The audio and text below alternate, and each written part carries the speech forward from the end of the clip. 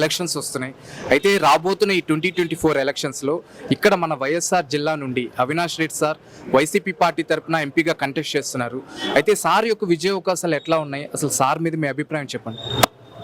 అవినాష్ రెడ్డి గారి విజయ అవకాశాల గురించి మాట్లాడాల్సిన అవసరమే లేదు. ఎవరెన్ని కుట్రలు చేసినా కూడా అవినాష్ రెడ్డి యొక్క మంచితనము, అవినాష్ రెడ్డి యొక్క విషయము కడప జిల్లా ప్రజలకు ప్రతి ఒక్కరికి తెలుసు. ఈరోజు ఎలక్షన్ల ముందు వచ్చి ఏదో జరిగిపోయింది ఇది చేసినాడని చెప్తే నమ్మేదానికి ప్రజలంతా ఎరిగా ఎవరు లేరు. వాళ్ళ కుటుంబంలో చిన్న వయసులోనే ఇంత మంచి పేరు తెచ్చుకున్న వ్యక్తి ఇంకోరు లేరు. అవినాష్ రెడ్డి గురించి మాట్లాడే వాళ్ళు కోర్టు తీర్పు వచ్చి ఇది జస్టిస్ వచ్చినంత వరకు ఎందుకు వెయిట్ చేయలేకున్నారు?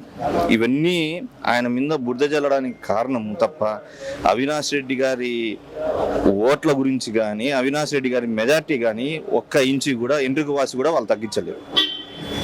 ఇది కడప జిల్లా ప్రజలకు అందరికీ తెలుసు.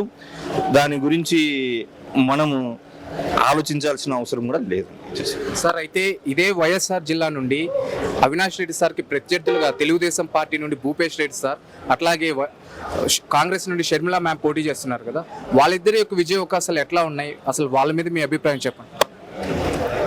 షర్మిలమ్మ గురించి, భూపేష్ రెడ్డి గురించి వాళ్ళ నియోజకవర్గం వాళ్ళకి తెలుసు. కానీ రాజశేఖర రెడ్డి బిడ్డ షర్మిలమ్మ అందరికి పరిచయం ఏమో. కానీ భూపేష్ రెడ్డి అనే వ్యక్తి బహుశా జమ్మలమడుగు ప్రాంత వాసులకు తెలుసు తప్ప కడప జిల్లా ప్రజలకు ఎవరికి భూపేష్ రెడ్డి గురించి ఏం తెలియదు.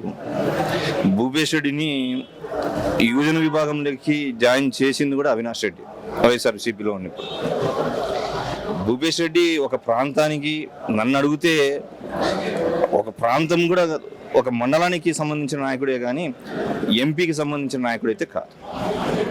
షర్మిలను రాజశేఖర రెడ్డి బిడ్డగానే చూస్తాము తప్ప ఆమెను ఒక ఎంపీ పోటీ అభ్యర్థిగా మేము చూడలేము.